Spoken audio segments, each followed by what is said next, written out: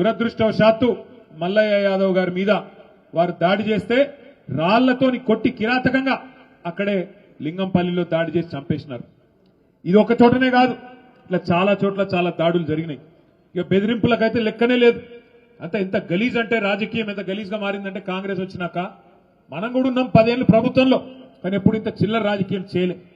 నల్లగొండ నియోజకవర్గం తిప్పర్తి మండలం ఎల్లమ్మగూడెం అనే గ్రామంలో సర్పంచ్ గా నామినేషన్ ఇస్తే మన సోదరుడు ఆయన పేరేముండేనే యాదగిరి గారు నామినేషన్ ఇస్తే ఆ సోదరుని బెదిరించినారు, ముందు కొట్టినారు, కాళ్ళ మీద ఏళ్ల మీద కనబడుతున్నాయి దెబ్బలు.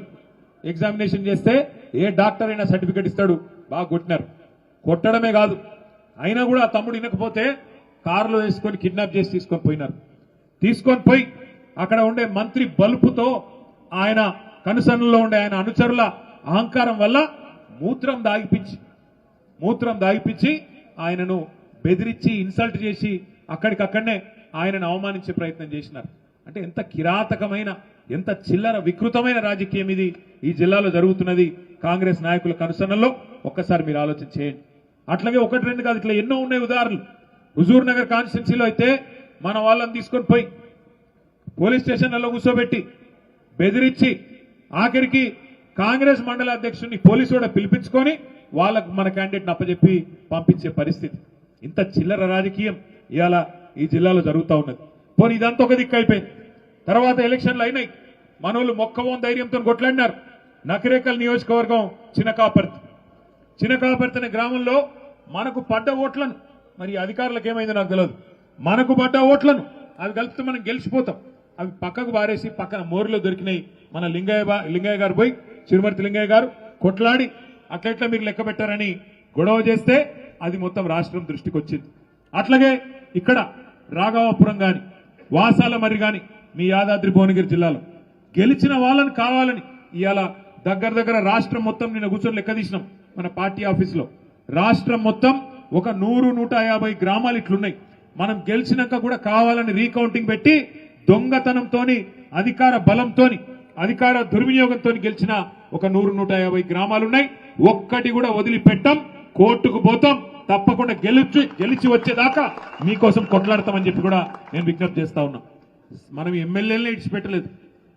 మన పార్టీ వదిలిపెట్టి 10 మంది ఎమ్మెల్యేలు పోయి కాంగ్రెస్ పార్టీలో చేరినారు. నిన్న మీరు చూసే ఉంటారు, స్పీకర్ గారికి కనబడతలేదంట.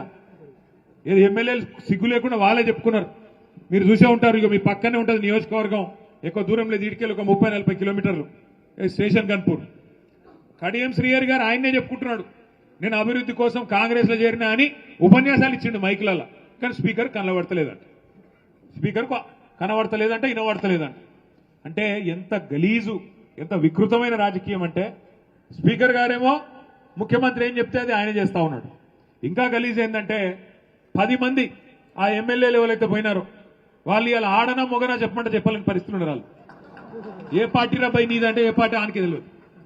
ఎంత సిగ్గుమాలిన పరిస్థితి. ఒక్కొక్కరు 70 ఏళ్ళకి వస్తుంది, 75 ఏళ్ళకి వచ్చిండు పోచారం శ్రీనివాసరెడ్డి. ఏం రోగమైనా నాకు అర్థం కాదు ఈ వయసులో. ఓసారి స్పీకర్, ఓసారి మంత్రి, ఇంకేం చేస్తాడు కేసీఆర్? నీకు సిగ్గు లేకుండా కాంగ్రెస్ లో చేరి ఇలా ముఖం ఎక్కడ పెట్టుకోనా తెలియక కాంగ్రెస్ లో దిక్కు కూర్చున్నాడు. ఏది ఆ అసెంబ్లీలో కూర్చుంటే మొన్న స్పీకర్ ముంగట మనోళ్ళు అడిగిరట, మరి నువ్వు మా ఓన్ అయితే గట్టెందుకు కూర్చున్నావా? బాత్రూమ్ దగ్గర ఉంది, జల్లి పోయేది ఉంటుంది. అదో బతుకా నీది? నాకు అర్థం కాదు. ఏం బతుకు?